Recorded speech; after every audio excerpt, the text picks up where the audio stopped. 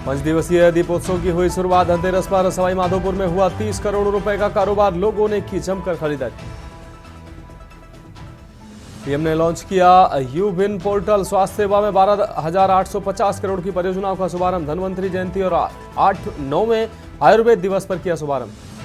PM Modi ने आज AIIMS Bhopal का किया वर्चुअली उद्घाटन। परियोजना पर 64.44 करोड़ रुपए हुए खर्च। सुरक्षित व कुशल परिवहन के लिए ड्रोन सुविधा का भी हुआ शुभारंभ।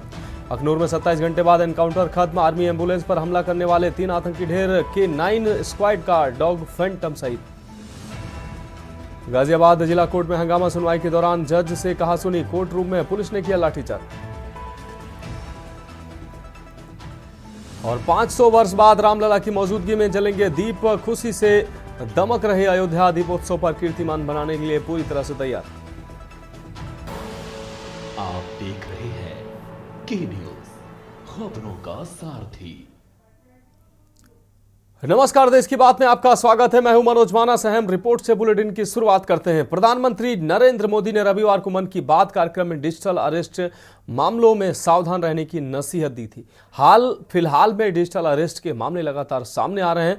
पीएम मोदी ने ऐसे मामलों से बचने के लिए मंत्र भी दिए हैं। पीएम ने कहा कि रुकें, सोचें और कार्रवाई करें। पीएम मोदी ने कहा कि जांच एजेंसियां इस मुद्दे से निपटने के लिए राज्यों के साथ काम कर रही हैं, लेकिन उन्होंने कहा कि इस अपराध से खुद को बचाने के लिए जागरूक रहना बहुत जरूरी है। ये रिपोर्ट देखिए।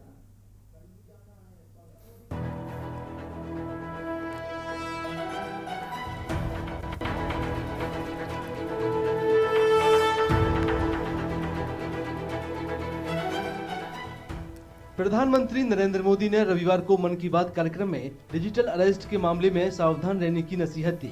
हाल फिलहाल में डिजिटल अरेस्ट के मामले लगातार सामने आ रहे हैं। पीएम मोदी ने ऐसे मामलों से बचने के लिए मंत्र भी दिया। पीएम ने कहा कि रुकें, सोचें और कार्रवाई करें।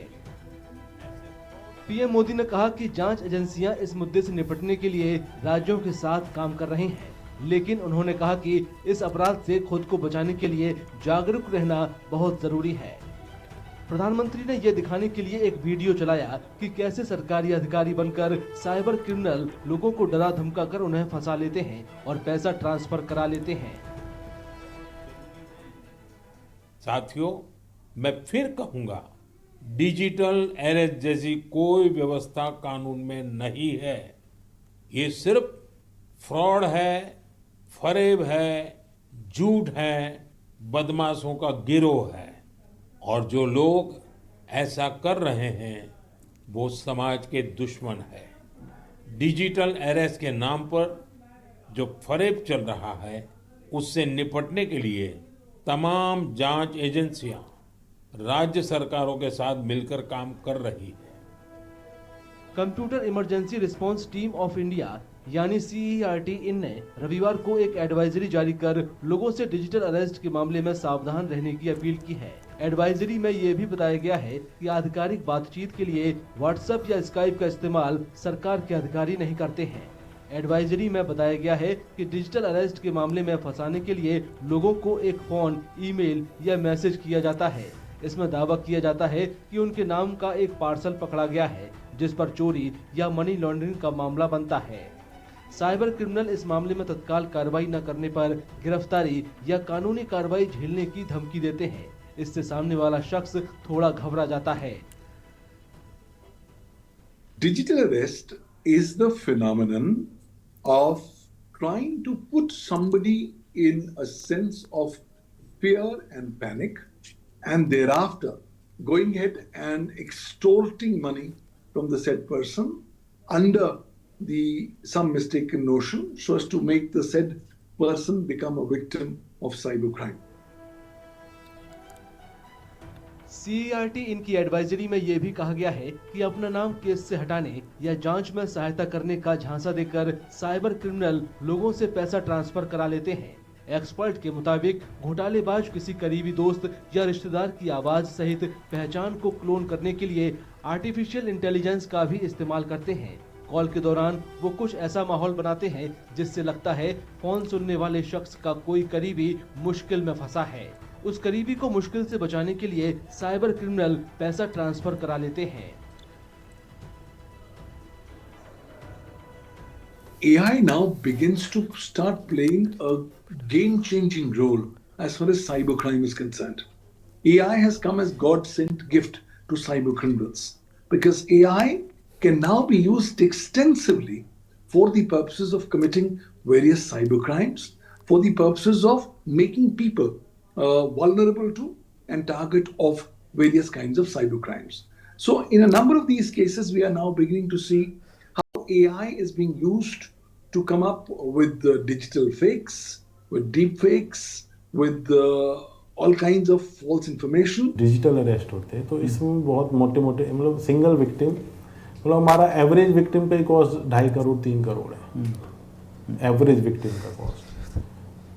तो इस साल बहुत ज़्यादा ये इन्वेस्टमेंट फ्रॉड और डिजिटल अरेस्ट ये अक्टूबर नवंबर से स्टार्ट हुआ है और अभी फुल फ्लो में है।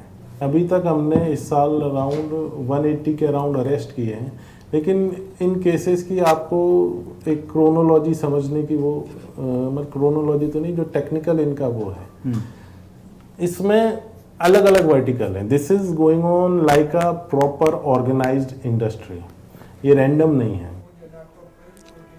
CERT इनकी एडवाइजरी में अनजान कॉलर से निजी जानकारी शेयर करने से बचने की अपील की गई है। ये भी कहा गया है कि अगर कोई किसी नंबर पर UPI या नेट बैंकिंग से पैसा ट्रांसफर करने को कहता है तो ये कोई फर्जीवाड़ा हो सकता है। बढ़ेंगे अगली खबर की ओर। अगर आप दिवाली पर मावा या मिठाइयां लेने बाजार जा रहे हैं तो सावधान हो जाइए। जी हां, बाजार में मिलावटी मावा और मिलावटी मावे की मिठाइयां धड़ल्ले से मिल रही हैं। कभी डकैतों के लिए बदनाम चंबल के भीड़ों में अब सफेद मावा का काला कारोबार फल फूल रहा है। जानकर आप हैरान हो जाएंगे, हैरत होगी कि अकेले भिंड जिले में ही रोजाना करीब 10 टन मिलावटी मावा तैयार हो रहा है। अनुमान के मुताबिक दिवाली के सीजन पर करीब 6 करोड़ का व्यापार होता है। 150 से 160 रुपए में तैयार होने वाले मावे को बाजार में 250 रुपए से ज्यादा प्रति किलो के हिसाब से बेचा जाता है। यहां तैयार मिलावटी मावा की सप्लाई ग्वालियर, मुंबई, दिल्ली, आगरा, मथुरा तक की जाती है। जिले में करीब 100 से ज्यादा अवैध फैक्ट्रियां हैं। दरअसल भिंड जिले में नकली मावा का कारोबार खूब फल फूल रहा है।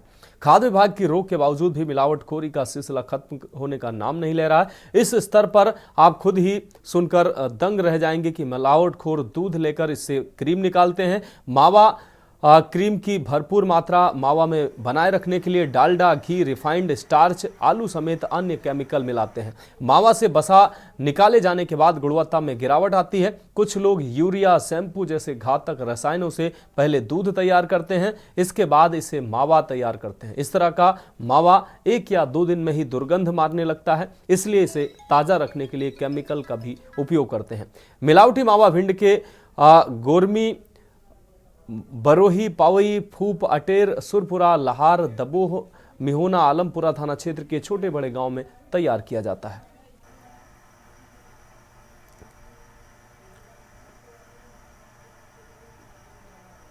ये कहा है मावा ज़्यादा बिकता है तो मेरे पास दूध कम है तो कहा है ऑर्डर लेके आते हैं, फिर उससे पूर्ति करते हैं, नकली खोआ बनाते हैं, ग्राहक लोग ले जाते हैं। फिर के बाद दूध कम पड़ता है तो हम इसी से पूर्ति करते हैं और शुद्ध दूध लेने में घाटा पड़ता है और उसे बराबर हो जाते हैं। तो काय से बनाते हैं? नकली या सपरेट का दूध रहता है या? हाँ, दूध खरीदते हैं, घी निकाल लेते हैं और सपरेटा ले लेता है। बाकी घी की जगह पे रिफाइंड डालते हैं। घी की जगह रिफाइंड डालते हैं? रिफाइंड क्यों डालते हैं? रिफाइंड से डालते हैं चिकन की जगह खोआ में। और क्या डालते हैं उसमें? और शक्कर, चीनी भी गिरती है। शक्कर क्यों डालते हैं? शक्कर भी गिरती है, वो खट्टा नहीं होगा, 2 दिन 4 दिन चल जाएगा। अच्छा, और क्या डालते हैं? और पपड़ी डालते हैं। वो क्यों डाली जाती है? वो जो डाली जाती है पीला हो जाता है खोआ तो सफ़ेदी आ जाती है। अच्छा, तो अच्छा हाँ।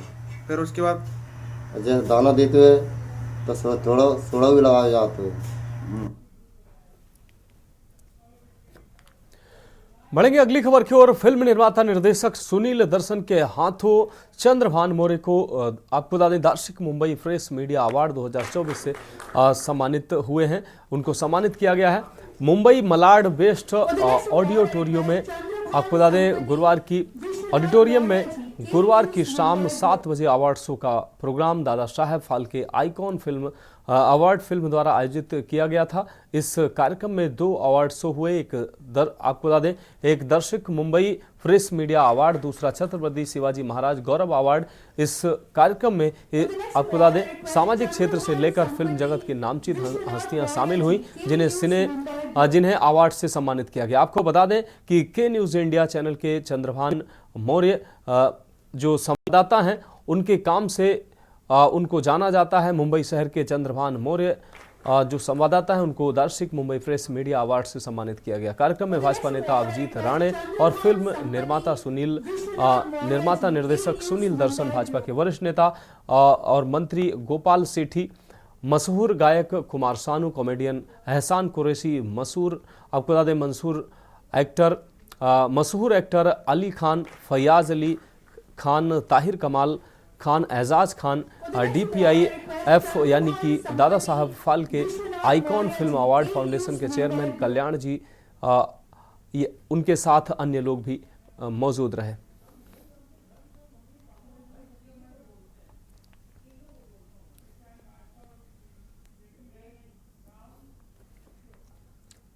बढ़ेंगे अगली खबर की ओर। लखनऊ में 11 पुलिसकर्मी लाइन हाजिर किए गए हैं। आपको बता दें डीसीपी पूर्वी शशांक सिंह ने बड़ी कार्रवाई की है। पीजीआई थाने के एडिशनल इंस्पेक्टर अनिल सिंह को लाइन हाजिर किया है। सब इंस्पेक्टर कमता चौकी इंचार्ज हर्षित मान को लाइन हाजिर किया गया है। गोमती नगर के sub inspector Rakesh Chaurasia line हाजिर किए गए हैं। पीजीआई थाने के सब इंस्पेक्टर गोविंद ओझा भी लाइन हाजिर किए गए हैं। आसियाना थाने में तैनात हेड कांस्टेबल संदीप शर्मा को लाइन हाजिर किया गया है। पीजीआई थाने में तैनात हेड कांस्टेबल मुकीम लाइन हाजिर हुए हैं। आसियाना थाने में तैनात हेड कांस्टेबल अशोक शर्मा को भी लाइन हाजिर कर दिया गया है। चिन्हट थाने में तैनात हेड कांस्टेबल भी लाइन हाजिर हुए हैं। विभूति खंड थाने में तैनात कांस्टेबल सत्येंद्र राय को उनको भी लाइन हाजिर किया गया है। गोमती नगर विस्तार थाने में तैनात कांस्टेबल गुलाब चंद्र को लाइन हाजिर किया गया है। गोमती नगर थाने में तैनात कांस्टेबल अंजलि शर्मा भी लाइन हाजिर की गई है। तो ये बड़ी कार्रवाई की गई है।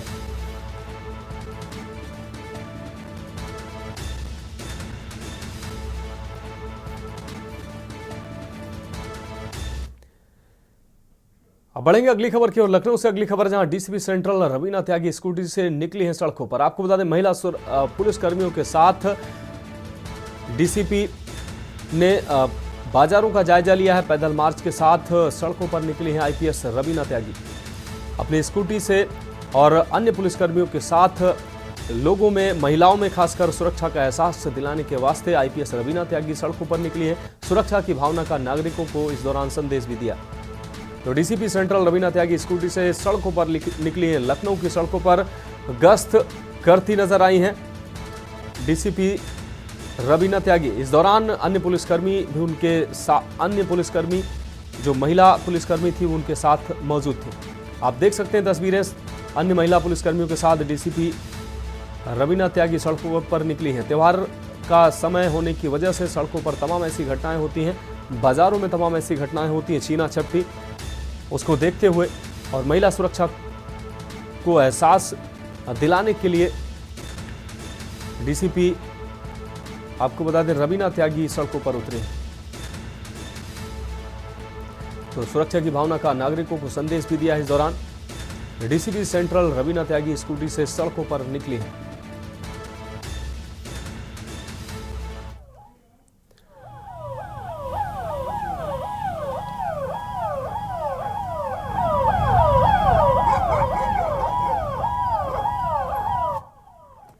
बढ़ेंगे अगली खबर की ओर। मुरादाबाद से अगली अहम खबर जहां थूक जिहाद का वीडियो सामने आया है। सीसीटीवी फुटेज सामने आए हैं सोशल मीडिया पर। ये सीसीटीवी फुटेज वायरल हो रहे हैं। दूध में थूकता नजर आया है दूधिया।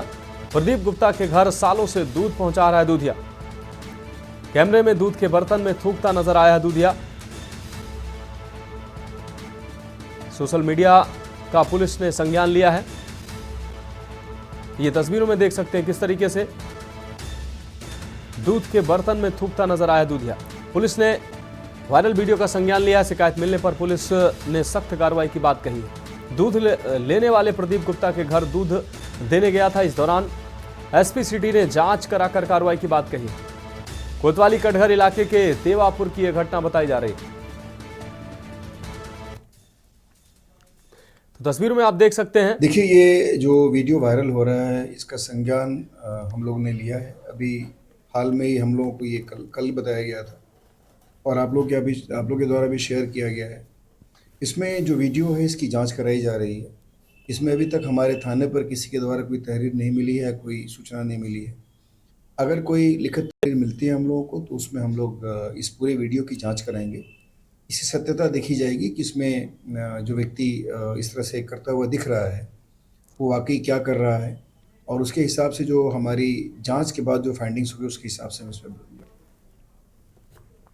बढ़ेंगे अगली खबर की ओर। अयोध्या दीपोत्सव से एक दिन पूर्व मां कामाख्या धाम में 1,51,000 दीपों को जलाकर भव्य दीपोत्सव मनाया गया है। आपको बता दें, अयोध्या दीपोत्सव के तर्ज पर बीजेपी विधायक रामचंद्र यादव के द्वारा मां कामाख्या धाम में लगातार कई वर्षों से दीपोत्सव कार्यक्रम का आयोजन किया जा रहा है, जिसकी शुरुआत हजारों दीपोत्सव से हुई थी। वहीं इस बार नगर पंचायत अध्यक्ष शीतला प्रसाद शुक्ला की अध्यक्षता में 1,51,000 दीपों से जगमग हुआ है मंदिर। अयोध्या का कामाख्या धाम, जिसमें स्कूल व स्वयंसेवी संस्थाओं से 500 वॉलंटियर के साथ क्षेत्र के हजारों लोग भी मौजूद रहे। तो मां कामाख्या का यह धाम दीपोत्सव की यहां जगमग देखने को मिली। दीप उत्सव जो अयोध्या का भव्य दिव्य दीप उत्सव है, उससे पहले जो है मां कामाख्या धाम में 1.5 लाख दीपों को जलाकर जो है यहाँ भी दिव्य दीप उत्सव मनाया गया है, जिसके आयोजक जो है बीजेपी के विधायक रामचंद्र यादव थे, हमारे साथ मौजूद है बातचीत करने के लिए। विधायक जी, इस बार कहा जाता है कि ये दिवाली राम वाली दिवाली है, और इस बार तो खास ये होने जा रहा है कि भगवान अपने महल में विराजमान हुए हैं और अयोध्या की और कामाख्या धाम की पहली दिवाली है। हमारी अयोध्या की गरिमा और महिमा के अनुसार इस प्रदेश में भारतीय जनता पार्टी की सरकार बनने के बाद उत्तर प्रदेश के माननीय मुख्यमंत्री योगी जी ने अयोध्या का दिव्य दीपोत्सव जब शुरुआत करी, तब से लेकर के अब तक हम सभी लोग कामाख्या धाम में भी अयोध्या की दिव्य दीपोत्सव से एक दिन पहले कामाख्या धाम दिव्य दीपोत्सव का कार्यक्रम हम आयोजित करते हैं। आज हमारा ये दिव्य दीपोत्सव यहाँ पर 1,51,000 से ज्यादा दीपों को जला करके हमारे क्षेत्र के नौजवानों ने, आम जन ने यहाँ पर भव्य दीपोत्सव का कार्यक्रम मनाया है। हम आज के दिव्य दीपोत्सव के अवसर पर निश्चित रूप से सभी राम भक्तों का, जिन राम भक्तों ने लगभग 500 वर्षों से संघर्ष किया, तपस्या करा, आज वो नहीं है।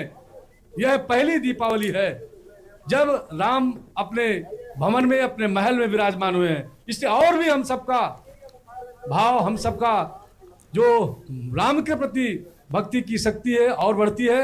निश्चित रूप से इस दिव्य दीपोत्सव के अवसर पर हम यहाँ पर पधारे सभी राम भक्तों का, मां भक्तों का अभिनंदन करते हैं, स्वागत करते हैं। सभी को धनराशि की और दीपावली की बहुत ढेर सारी बधाई। बिल्कुल, राम भक्ति से ही शक्ति मिलती है और यही कारण है कि जो है आज मां कामाख्या धाम में जो है भव्य और दिव्य दीप उत्सव मनाया जा रहा है। तस्वीरों में आपको दिखाऊंगा कि ये देखिए, जो दीपक लगाए गए थे, 1,1.5 लाख दीपक लगाए गए थे बाकायदा, उसमें जो है तेल और बाती उसमें डाले गए थे, और उसके बाद जो ये दीपक है बाकायदा जो है दीपक को जलाने का कार्य किया जा रहा है। तो इससे साफ तस्वीरें, जो अयोध्या का जो दीप उत्सव का महाकुंभ कहा जा रहा था, उससे साफ निकल के आता है कि लगातार जो दीप उत्सव है अपने ही रिकॉर्ड को तोड़कर एक नया रिकॉर्ड बनाकर एक नया कीर्तिमान गढ़ता है। वहीं अगर अयोध्या की बात करें तो अयोध्या में इस बार नया कीर्तिमान स्थापित होने वाला है, क्योंकि अयोध्या में इस बार दीप उत्सव के साथ साथ एक महाआरती का आयोजन किया गया है, जो पूरे विश्व में अपना एक अलग से कीर्तिमान स्थापित करेगी। प्रवेश पांडे, के न्यूज इंडिया, अयोध्या। अब बढ़ेंगे अगली खबर की ओर। फर्रुखाबाद के जिलाधिकारी डॉक्टर बीके सिंह द्वारा दिवाली के उपलक्ष्य में प्राथमिक विद्यालय वरना बुजुर्ग पहुंचकर बच्चों से वार्तालाप किया गया। वह बच्चों को उपहार स्वरूप मिठाइयां, colour, geometry box, Doms kit, chyawanprash इत्यादि वितरित किया गया। इस अवसर पर जिलाधिकारी ने बच्चों से उनकी पढ़ाई के बारे में जानकारी प्राप्त की। वह ब्लैक बोर्ड पर गणित के सवाल हल कराए। वह सामान्य ज्ञान के सवाल पूछे जिनका बच्चों ने सही से उत्तर दिया। विद्यालय में पढ़ाई का स्तर अच्छा पाया गया। जिलाधिकारी द्वारा विद्यालय को मॉडल विद्यालय के रूप में विकसित करने के निर्देश दिए गए। जिलाधिकारी ने बच्चों को मन लगाकर पढ़ने के लिए प्रेरित किया और कहा कि पढ़ाई से ही समाज से में अच्छा स्थान प्राप्त किया जा सकता है। इस अवसर पर विद्यालय में चिकित्सा कैंप व आयुर्वेद का कैंप लगाकर बच्चों का स्वास्थ्य परीक्षण किया गया व बच्चों की आंखें भी चेक की गई। इस अवसर पर जिलाधिकारी डॉक्टर बीके सिंह के साथ मुख्य विकास अधिकारी, जिला विकास अधिकारी, पीडी, साथ ही जिला कार्यक्रम अधिकारी कमालगंज व संबंधित अधिकारी मौजूद थे।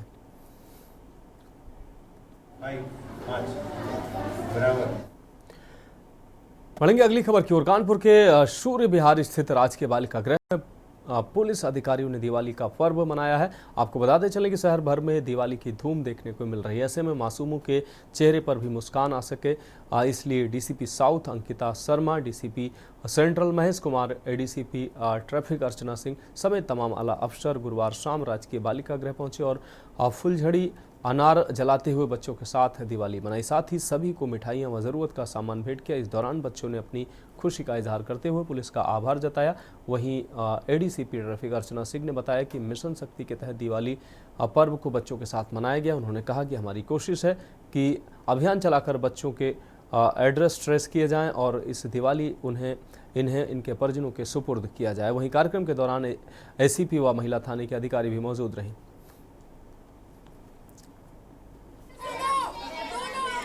मिशन शक्ति कार्यक्रम के अंतर्गत आज राजकीय बालिका गृह में हम लोग आए थे।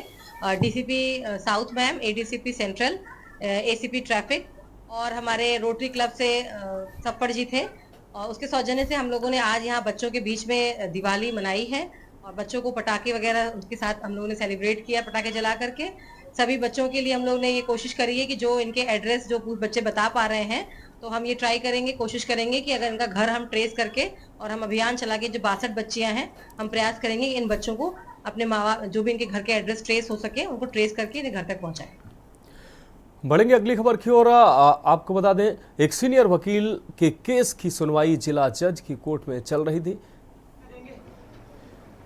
जिला जज इस मामले में अग्रिम तारीख दे रहे थे, जबकि वकील चाहता था कि सुनवाई आज ही हो। वकील ने जज से कहा कि अगर आप आज सुनवाई नहीं कर सकते हैं तो फिर इस केस को किसी दूसरी अदालत में ट्रांसफर कर दीजिए। लेकिन जिला जज अपनी बात पर अड़े हुए थे और उनका कहना था कि वह न ट्रांसफर करेंगे और न ही इस केस को आज सुनवाई करेंगे, अगली तारीख देंगे। बताया जा रहा है कि इसके बाद जो सीनियर वकील है वो गुस्से में आ गए और उन्होंने गाली दे दी, जिसके बाद जज साहब भी गुस्से में आ गए और उनकी तरफ से भी अभद्र भाषा का प्रयोग किया जाने लगा। देखते ही देखते मामला तूल पकड़ने लगा और इसके बाद जज साहब ने फोन करके पुलिस को बुला लिया और मौके पर पुलिस पहुंची और कोर्ट रूम में ही पुलिस ने लाठीचार्ज कर दिया।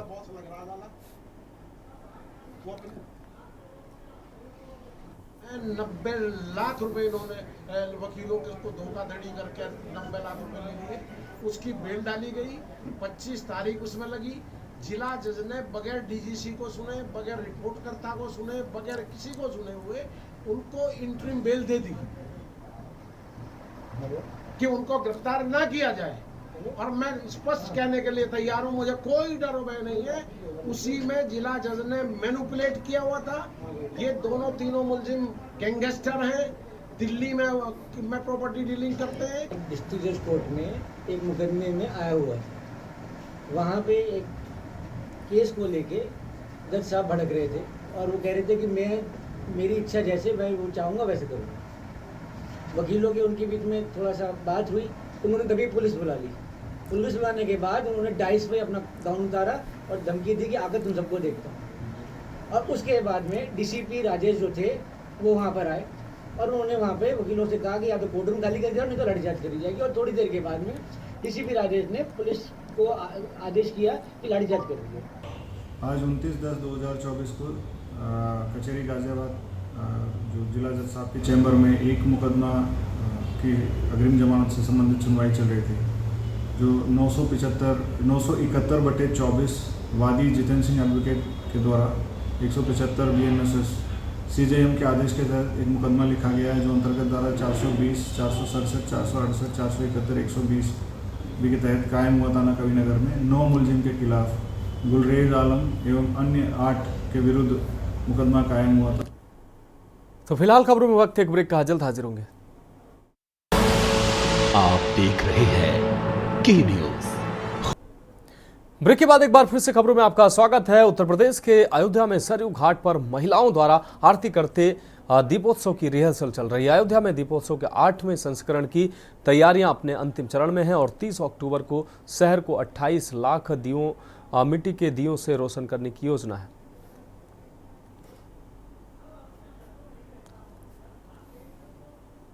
आरती जो कि हर दिन होती है और इस बार भव्यता का होने का कारण साफ है कि उत्तर प्रदेश के मुख्यमंत्री योगी आदित्यनाथ कल यहां पर 1100 साधु संतों के साथ में जो है आरती करते हुए नजर आएंगे।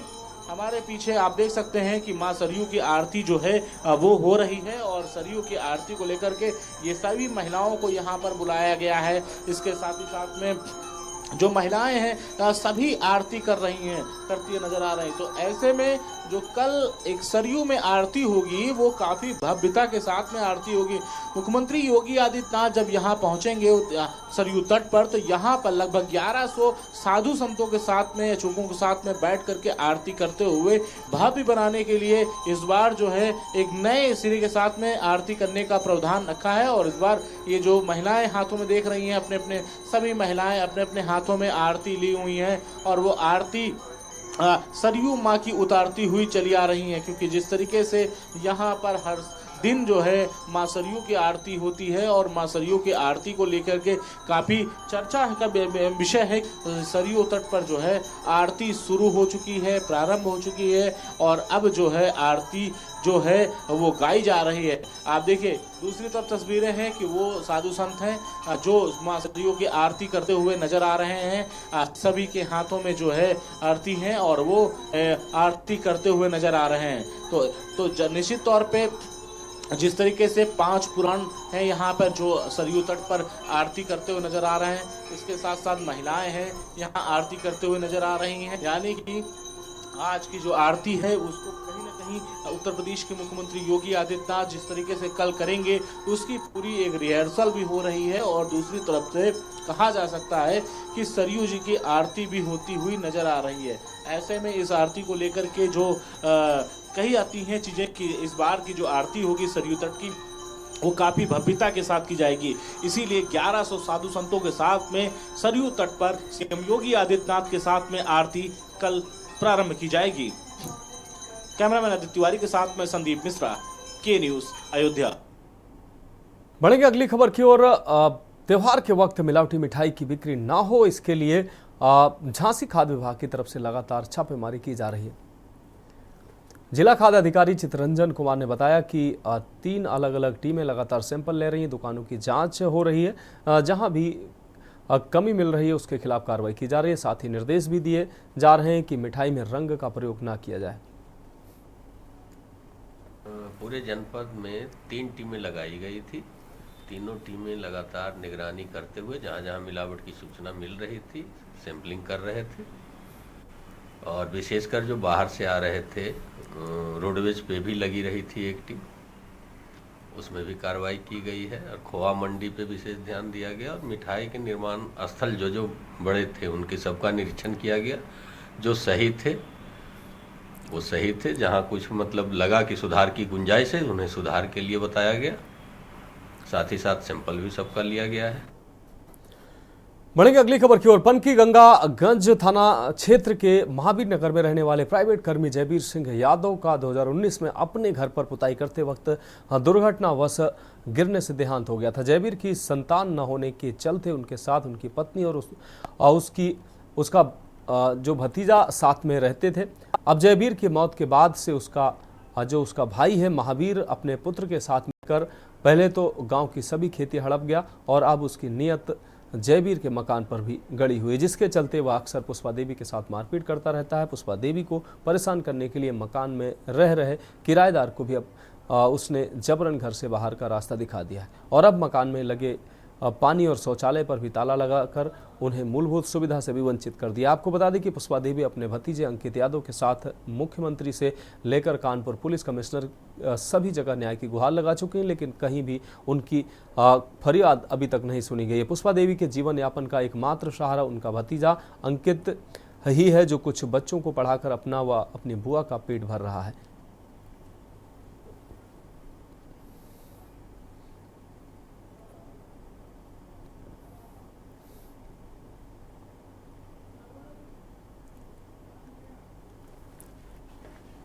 पकड़ कर ऐसे कर लिया, मेरे आदमी ख़त्म हो गए हैं। अस्पताल में भर्ती किया, वहाँ से नहीं, फिर 4-5 महीना मतलब साल नहीं बोले कुछ। इसके बाद ही फिर धीरे धीरे अपना मकान मतलब कब्जिया है ना, खेती कब्जिया के ने मकान कर लिया। बाद का हमको मतलब थाना में रिपोर्ट लिखाया, सब कुछ किया, और उसके बाद ये हमारे ऊपर कार्रवाई लगा दिया। हमने फिर बाद में नहीं पाला है, बताने लगे तुम हाथ पर हाथ धरे बैठे हुए, सब लिखाई ले रहे हैं। कौन लोग हैं ये हमारे देवर हैं, और सोनी मेहताब और मेहताब सिंह है, उनके लड़के हैं, और लालो सिंह के दुकान पर बैठे थे, वो करवाते हैं यही काम। वे कहते हैं कि लड़ी लेने दो, इनको कस के छक लेने दो, फिर इसके बाद हम यही हिसाब करेंगे इनका। इनका नाम पुष्पा देवी है। इनका विवाह जयवीर नाम के व्यक्ति से, जो मूल निवासी कन्नौज तिरवा का था, 2010 की चैत की नवरात्रि में हुआ था।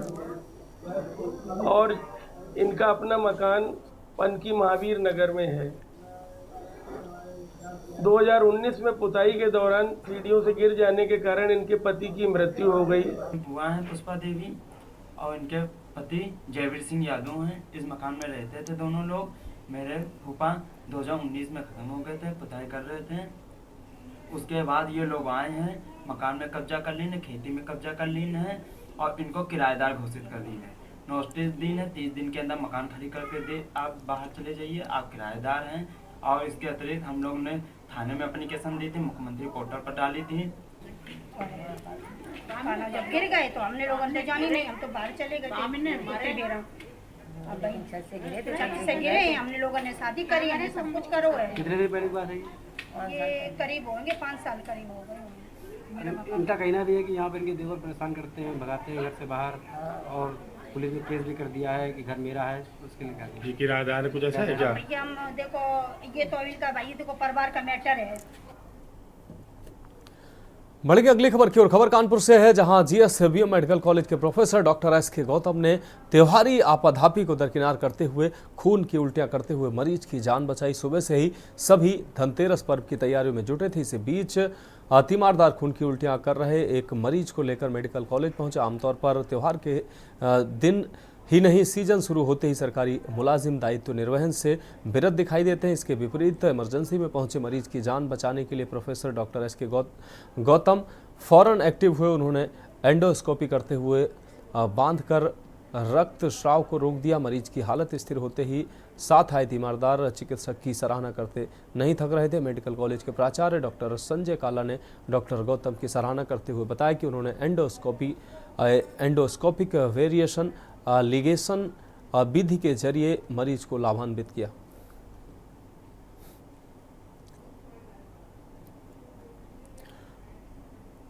बढ़ते हैं अगली खबर की ओर। सहारनपुर नगर निगम के अतिक्रमण दस्ते ने संकलापुरी रोड पर अतिक्रमण कर बनाई गई 4 अवैध दुकानों को जेसीबी से ध्वस्त कर दिया। अतिक्रमण मुक्त कराई गई जमीन का बाजार मूल्य करीब 3.25 करोड़ रुपए बताया गया है। नगर आयुक्त संजय चौहान के निर्देश पर अतिक्रमण प्रभारी सुधीर शर्मा के नेतृत्व में नगर निगम की टीम दरकोटतला में जेसीबी के साथ संकलापुरी रोड पहुंची और खसरा नंबर 254 पर अवैध रूप से सरकारी जमीन पर अतिक्रमण कर बनाई गई 4 दुकानों को ध्वस्त कर करीब 800 वर्ग मीटर जमीन पर कब्जा मुक्त करा लिया।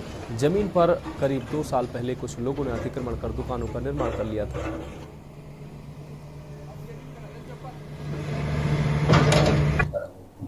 देखिए, शकलापुरी में एक नगर निगम की भूमि है जो सरकारी भूमि थी। इस भूमि पर अवैध कब्जा करके कुछ लोगों द्वारा वहां अपनी दुकानें बना ली गई थी और इनका व्यावसायिक उपयोग किया जा रहा है। इनको कई बार चेतावनी दी गई अतिक्रमण हटाने के लिए। वहां नगर निगम और राजस्व विभाग की संयुक्त टीम के द्वारा पैमाइश करके तारबंदी भी की गई थी और पूर्व में बोर्ड भी लगाया गया था और लोगों को सचेत किया गया था कि यह भूमि नगर निगम की संपत्ति है, इस पर किसी प्रकार का अतिक्रमण न किया जाए। बढ़ते हैं अगली खबर की ओर। दीपोत्सव के त्यौहार को लेकर पुलिस और प्रशासन सुरक्षा व्यवस्था को लेकर सतर्क हो गया है। इसी के तहत एडीसीपी सेंट्रल महेश कुमार ने आजाद नगर स्थित आजाद पार्क पटाखा बाजार में दुकानों का निरीक्षण किया। इस दौरान एडीसीपी सेंट्रल महेश कुमार ने दुकानों में सुरक्षा के उपायों और विस्फोटक पदार्थों की गुणवत्ता की जांच की, साथ ही आग बुझाने के यंत्र रखने के निर्देश दिए। उन्होंने यह सुनिश्चित किया कि बच्चों के साथ एक वयस्क व्यक्ति हो तभी पटाखे दिए जाएं। निरीक्षण के दौरान दुकानों में पाई गई सुरक्षा व अन्य कमियों को दूर करने के निर्देश भी दिए।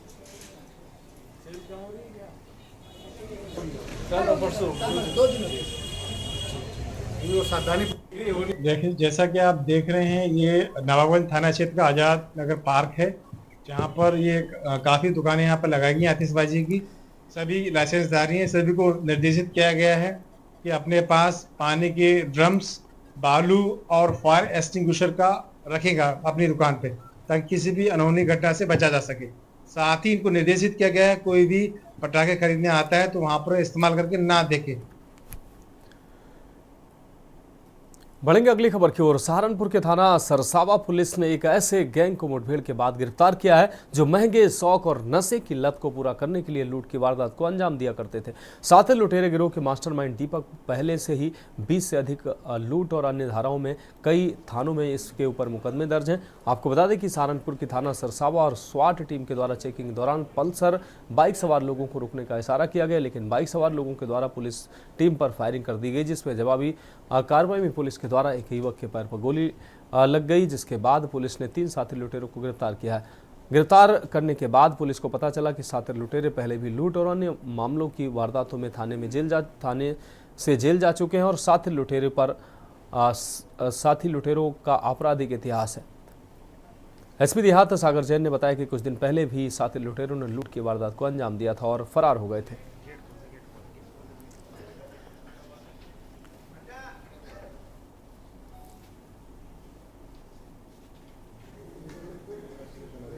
देखिए, आज 3 लूट के अभियोगों का आज अनावरण हो रहा है। इसमें 2 लूट जो है वो सरसावा थाना क्षेत्र की हैं और 1 लूट जो है नकुड़ थाना क्षेत्र की है। पिछले हफ्ते 21 तारीख और 24 तारीख को एक ही रूट पर 2 लूट की घटना कारित की थी। दोनों का मोडस ऑपरेंडी सेम था, पल्सर बाइक और 3 आदमी और मुंह पर जो है नकाब बांधे हुए हथियारों के बल पर लूट की गई थी। पहली जो लूट थी वो 21 तारीख की, उसमें एक व्यक्ति से रोककर उसे कैश की लूट की थी। उसके पर्स से 5,000 रुपये छीनकर और उसके सर पर वार करके भाग गए थे, जिसके संबंध में थाना नकुड़ पर लूट का मुकदमा पंजीकृत था। उसके 3 दिन बाद ही थाना सरसावा क्षेत्र का जो है नकुड़ और सरसावा का जो बॉर्डर क्षेत्र है, फनपुरी चौकी और सरसावा का, वहाँ पर इन्होंने लूट की दोबारा घटना की, जिसमें कि एक दंपत्ति जो मोटरसाइकिल से आ रहा था, महिला को रोककर दंपत्ति को रोककर महिला के कान के कुंडल लूट कर वहाँ से फरार हो गए थे। बढ़ते हैं अगली खबर की ओर। कांच के सामानों के लिए मशहूर फिरोजाबाद का कांच बाजार इन दिनों ग्राहकों से गुलजार है। दिवाली और धनतेरस के लिए लोग जमकर कांच के बर्तन और सजावटी कांच के सामान की खरीद कर रहे हैं। दुकानदारों का कहना है कि धनतेरस की अच्छी शुरुआत हुई है। ये रिपोर्ट देखिए। कांच के सामानों के लिए मशहूर फिरोजाबाद का कांच बाजार इन दिनों ग्राहकों से गुलजार है। दिवाली और धनतेरस के लिए लोग जमकर कांच के बर्तन और सजावटी कांच के सामान खरीद रहे हैं। दुकानदारों का कहना है कि धनतेरस की अच्छी शुरुआत हुई है। सर, आजकल क्या है ना, गिफ्ट में हम सब लोग आजकल ऐसा चीज़ें देना चाहते हैं जो यूज़ में हो, जैसे डिनर सेट्स हुए, कप प्लेट्स हुए, झूमर हुए। जो पर्सनली जो यूज़ के सामान आजकल चल रहे हैं वो गिफ्ट में चल रहे हैं। सबसे ज़्यादा झूमर बहुत बिक रहे हैं, हैंगिंग हुए, वॉल लैम्प्स हुए, फिर आपके कप्स हुए, प्लेटें वगैरह हुई, सूप सेट, बाउल सेट, ये सब बिकते हैं आज की डेट में। हाँ, सब हैंडमेड फिरोजाबाद के हैं। व्यापारियों का कहना है कि ग्राहकों के बीच कांच के बर्तनों की मांग काफी बड़ी है, क्योंकि लोग प्लास्टिक से सेहत को होने वाले नुकसान को लेकर काफी जागरूक हो गए हैं और ये प्लास्टिक पर्यावरण को भी नुकसान पहुंचाती है। देखिए सर, कांच के आइटमों की डिमांड इस बार बढ़ी है। पिछले 1-2 साल से कांच की डिमांड बढ़ी है, क्योंकि प्लास्टिक को लेकर लोग अवेयरनेस हो गए हैं। तो प्लास्टिक से कई रोग, कैंसर वगैरह होते हैं, इसलिए अब कांच के प्रोडक्ट की तरफ आदमी बढ़ रहा है। तो इस साल से 2 साल से आज बहुत कांच के प्रोडक्ट की डिमांड बढ़ रही है। किस तरीके के आइटम दिवाली पर गिफ्ट में देने वाले हैं? जी, जैसे ग्लास के सेट हो गए, लेमन सेट हो गए, टी सेट्स हो गए, ये सब की डिमांड बढ़ रही है। और गिफ्ट सेट्स हो गए, शादियों में बांटने के लिए, दीपावली और गिफ्टिंग के लिए सब ग्लास के प्रोडक्ट पसंद कर रहे हैं। आजकल दिवाली के और धनतेरस के त्यौहार पर हमारे यहाँ कांच के बहुत सारे आइटम बनाए जा रहे हैं, जैसे कांच के गणेश जी वगैरह हुए, लक्ष्मी गणेश हुए, ये खूब ज़्यादा इसकी डिमांड आ गई है। और दीपक वगैरह चल रहे हैं आजकल। अब तो नई टेक्निक आ गई है, गिलास के अंदर लाइट लगा के उसका गणेश जी बनाया गया है। बहुत अलग अलग तरीके के काम चल रहे हैं फिरोजाबाद के अंदर। जी आप देख सकते हैं जैसे कि हमारी शॉप है, ये पूरे हैंडीक्राफ्ट रखे हुए हैं। हर तरीके के अलग अलग पीस है, अलग अलग डिजाइन में गणेश जी बनाए गए, छोटे से छोटा और बड़े से बड़ा। दुकानदारों का कहना है कि कांच से बनी देवी देवताओं की मूर्तियां भी खूब बिक रही हैं और वे भी इसका ध्यान रखते हैं कि माल की कमी न हो। हमारा तो हैंडीक्राफ्ट का काम है और जो त्योहार के उपलक्ष्य में हमने 2-4 आइटम हमने बनाए हैं, जैसे लक्ष्मी गणेश जी हैं, टेबल लैंप्स वगैरह हैं, शो पीस वगैरह हैं, राधा कृष्णा है, राम दरबार है, गाय कृष्णा है, बहुत से आइटम बनवाए हैं और जो कि कस्टमर आ रहे हैं उनको गिफ्ट में लेके जा रहे हैं। मैं डेकोरेशन का कुछ सामान जैसे झाड़ वगैरह, ग्लासेस, कप भी और क्रॉकरी भी और ड्राई फ्रूट आइटम काफ़ी अच्छे हैं। कांच के आइटम एवरग्रीन रहते हैं और यहाँ मैं काफ़ी सालों से आती हूँ, काफ़ी अच्छा आइटम है यहाँ की। व्यापारी और कारीगरों को इस फेस्टिवल सीजन में अच्छी बिक्री होने के साथ ही आगे भी ऐसी ही सेल बनी रहने की उम्मीद है।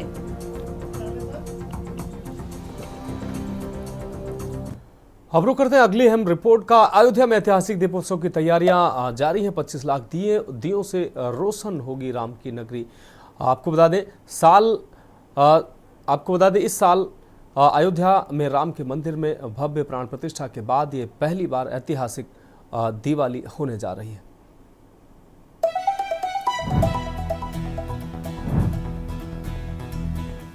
साल के शुरू में अयोध्या के राम मंदिर में भगवान राम की प्राण प्रतिष्ठा ऐतिहासिक थी। इससे पहले मुख्यमंत्री योगी आदित्यनाथ ने दीपोत्सव नाम से भव्य आयोजन शुरू किया था। आयोजन का मकसद भगवान राम की अयोध्या वापसी का जश्न मनाना था। इस साल 8वीं बार दीपोत्सव मनाया जा रहा है। ये दीपोत्सव खास है क्योंकि राम मंदिर की प्राण प्रतिष्ठा के बाद अयोध्या में पहली बार दिवाली मनाई जा रही है। इस साल दीपोत्सव का लक्ष्य 55 घाटों पर 25 लाख दिए जलाकर अयोध्या की सड़कों और सरयू नदी के किनारों को रोशन कर वर्ल्ड रिकॉर्ड बनाना है। जिस भगवान राम के लंका विजय के उपरांत अयोध्या आगमन पर पूरी दुनिया दीपावली मनाती है, उनके जन्मस्थली अयोध्या में इसका भव्य से भव्यतम आयोजन होना चाहिए और उस दृष्टिकोण से हम लोग लगातार वर्ल्ड रिकॉर्ड बनाते चले आ रहे हैं। इस बार भी वर्ल्ड रिकॉर्ड बनाएंगे और अयोध्या के दीपोत्सव की दिव्यता, भव्यता और उसकी आध्यात्मिकता पूरी दुनिया देखती है और उससे परिचित है। इस भव्य आयोजन के लिए पूरी अयोध्या को दुल्हन की तरह सजाया और रोशनी से जगमगाया गया है। मुख्यमंत्री योगी आदित्यनाथ के विजन के मुताबिक दीपोत्सव को पारंपरिक और आधुनिक खूबसूरती का संगम बनाने की तैयारी है। सड़कों और मंदिरों को सजाने के लिए एलईडी पैनल, मल्टीमीडिया प्रोजेक्शन और रंगीन रोशनी का इस्तेमाल किया जा रहा है। इस बार पिछले वर्षों की भांति हम लोग दीपोत्सव मना रहे हैं और उसको और व्यापक रूप देने के लिए इस बार 25 लाख दिए जलाए जाएंगे, तो एक नया कीर्तिमान स्थापित होगा। इसके अलावा 1100 व्यक्तियों द्वारा एक सामूहिक आरती का आयोजन होगा और एक ड्रोन शो जो पहले नहीं हुआ है, वो ड्रोन शो भी इस बार आयोजित किया जा रहा है। बहुत अच्छा लग रहा है। रामलला पहली बार विराजमान होने के बाद पहला दीपोत्सव है। बच्चों में, वॉलेंटियर में और जो नोडल हैं, जो समन्वयक हैं या जो अधिकारी, सब में बहुत ज्यादा उत्साह है। दीपोत्सव की शुरुआत रामायण की थीम पर आधारित भव्य शोभा यात्रा से होगी। शोभा यात्रा में 100 से ज्यादा कलाकार भगवान राम के जीवन से जुड़ी घटनाओं का मंचन करेंगे। इसके अलावा 1100 वैदिक विद्वान राजसी सरयू आरती करेंगे। इसका मकसद गिनीज वर्ल्ड रिकॉर्ड बनाना है। समापन समारोह में इको फ्रेंडली लेजर और फायर शो होगा। रोशनी और भव्यता के मामले में दीपोत्सव का यह त्योहार अयोध्या को वाकई यादगार बना देगा।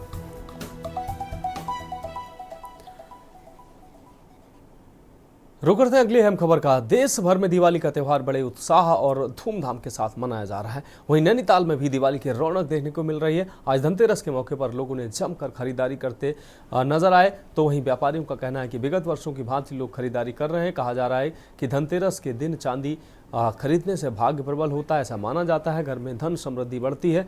इस दिन घर पर धातु का सामान लाने से कारोबार में वृद्धि होती है। यही कुछ मान्यताएं हैं जिसके चलते आज नैनीताल के स्वर्णकारों की दुकानों में लोगों की खासा भीड़ नजर आ रही है और लोगों ने जमकर खरीदारी की है।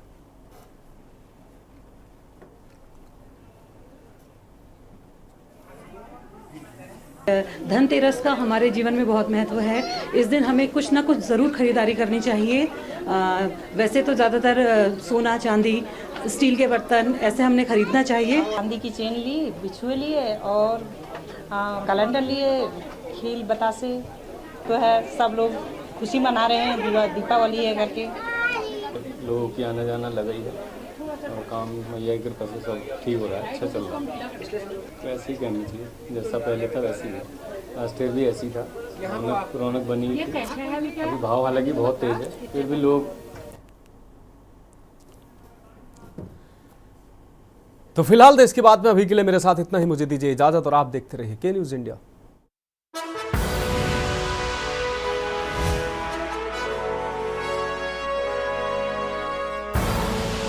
आप देख रहे हैं के न्यूज़, खबरों का सारथी।